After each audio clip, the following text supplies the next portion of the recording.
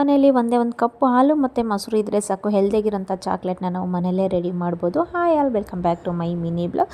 ನಾನಿವತ್ತು ಮನೆಯಲ್ಲೇ ಹೆಲ್ದಿಯಾಗಿ ಚಾಕ್ಲೇಟ್ನ ಪ್ರಿಪೇರ್ ಮಾಡಿದ್ದೀನಿ. ಅದಕ್ಕೆ ನಾನಿಲ್ಲಿ ಒಂದು ಗ್ಲಾಸಲ್ಲಿ ಹಾಲು, ಒಂದು ಗ್ಲಾಸಲ್ಲಿ ಮೊಸರು, ಒಂದು ಗ್ಲಾಸ್ ಬೆಲ್ಲದ ಶಿರಪ್ನ ಹಾಕಿದ್ದೀನಿ. ನೀವು ಅದ್ರ ಬದಲು ಬೆಲ್ಲದ ಪೌಡ್ರು, ಬೆಲ್ಲ ಅಥವಾ ಸಕ್ಕರೆ, ಹಾಗೆ ಕಲ್ಸಕ್ಕರೆ ಯಾವುದನ್ನು ಬೇಕಾದರೂ ಯೂಸ್ ಮಾಡ್ಕೊಬೋದು. ನಾನು ಮಕ್ಕಳಿಗೆ ಬೆಲ್ಲ ಹೆಲ್ದಿ ಅಂತ ಅಂದ್ಬಿಟ್ಟು ಬೆಲ್ಲನೇ ಯೂಸ್ ಮಾಡ್ಕೊಂಡಿದ್ದೀನಿ. ಪಾತ್ರೆಯಲ್ಲಿ ಇದು ಮೂರನ್ನು ಹಾಕಿ ಸ್ಟವ್ ಮೇಲೆ ಇಟ್ಬಿಟ್ಟು ಕುದಿಸ್ತಾ ಬರಬೇಕು. ಕೈಲಿ ಮಿಕ್ಸ್ ಮಾಡ್ತಾನೆ ಇರಬೇಕು, ಒಂದು ಸ್ಪೂನ್ ಇಟ್ಕೊಂಡು, ಇಲ್ಲಾಂದರೆ ತಲೆ ಹಿಡಿಯೋ ಚಾನ್ಸಸ್ ಇರುತ್ತೆ.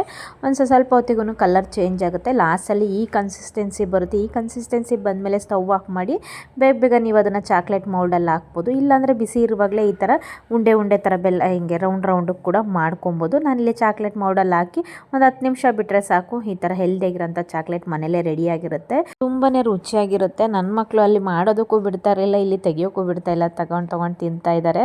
ಸಖತ್ತಾಗಿರುತ್ತೆ. ನಾನು ಇದನ್ನು ಸ್ಕೂಲ್ಗೆ ಹೋಗುವಾಗ, ಕಾಲೇಜ್ಗೆಲ್ಲ ಹೋಗುವಾಗ ಮಾಡ್ಕೊಂಡು ತಿಂತಾ ಇದ್ದೆ ನಾನು ಆವಾಗಲೇ ಮನೇಲಿ. ತುಂಬಾ ಚೆನ್ನಾಗಿರೋದು. ಈಗ ನನ್ನ ಮಕ್ಳಿಗೆ ಮಾಡಿಕೊಡ್ತಾ ಇದ್ದೀನಿ. ತುಂಬ ಇಷ್ಟಪಟ್ಟು ತಿಂತಾರೆ. ಹಾಗೆ ಹೆಲ್ದಿಯಾಗಿ ಕೂಡ ಇರುತ್ತೆ. ನಾವು ಹೊರಗಡೆ ಅದಿದ್ದು ತಂದು ಕೊಡೋ ಬದಲು ಈ ಥರ ಮಾಡಿಕೊಡ್ಬೋದು. ಬೇಕಂದರೆ ಒಂದ್ಸಲ ಟ್ರೈ ಮಾಡಿ ನೋಡಿ, ಸಖತ್ ಚೆನ್ನಾಗಿರುತ್ತೆ. ನನ್ನ ಮಕ್ಳಿಗಿಬ್ರು ಚಾಕ್ಲೇಟ್ ಮಾಡುವಾಗ ಕ್ಯೂರಿಯಾಸಿಟಿಗೆ ಪದೇ ಬರ್ತಾಯಿದ್ರು. ಆಯ್ತಾ ಅಂದ್ಬಿಟ್ಟು ಅದರಲ್ಲಿಬ್ಬರು ಏನೋ ಕಿತ್ತಾಡ್ಕೊಂಡು ನನ್ನ ಮಗಳು ಕೈ ಸುಟ್ಕೊಂಡ್ಬಿಟ್ಲು. ಸುಟ್ಕೊಂಡಿರೋ ಜಾಗಕ್ಕೆ ನಾನು ಇಮ್ಮಿಡಿಯೇಟು ಪುಡಿ ಉಪ್ಪನ್ನ ಸ್ವಲ್ಪ ನೀರಲ್ಲಿ ಮಿಕ್ಸ್ ಮಾಡಿ ಹಚ್ಚಿದೆ. ಆಗ ಹಚ್ಚೋದ್ರಿಂದ ಇಮ್ಮಿಡಿಯೇಟು ಸ್ವಲ್ಪ ಉರಿ ಬೇಗ ಕಡಿಮೆ ಆಗುತ್ತೆ. 1 ನಿಮಿಷ ಜಾಸ್ತಿ ಉರಿಯುತ್ತೆ, ಆಮೇಲೆ ಉರಿ ಕಡಿಮೆ ಆಗಿಬಿಡುತ್ತೆ. ಹಾಗೆ ಗೊಬ್ಬೆ ಬರಲ್ಲ, ಜಾಸ್ತಿ ಗಾಯ ಆಗಲ್ಲ, ಬೇಗ ಹುಷಾರಾಗುತ್ತೆ. ಹಾಗೆ ನನ್ನ ಮಗಳದೊಂದು ಹಲ್ಲು ಕೂಡ ಬಿತ್ತು ಇವತ್ತು. ಸೊ ಅದನ್ನು ಹಾಗೆ ಎತ್ತಿಡ್ತಾ ಇದ್ದೆ. ನಾನು ಅವಳ ಮೆಮೊರಿಗೆ ಅಂತ ಅಂದ್ಬಿಟ್ಟು ಅವಳು ಬಿದ್ದಿರೋ ಹಲ್ಗಳನ್ನೆಲ್ಲ ಹಾಗೆ ಎತ್ತಿಟ್ಟಿದ್ದೀನಿ. ಒಂದೇನೋ ಬಿಸಾಕಿದ್ದೀನಿ ಅಷ್ಟೇ, ಮಿಕ್ಕಿದ್ದೆಲ್ಲ ಹಾಗೆ ಇಟ್ಟಿದ್ದೀನಿ. ಇದಾಗಿತ್ತು ನನ್ನ ಮಿನಿ ಬ್ಲಾಗ್. Thank you.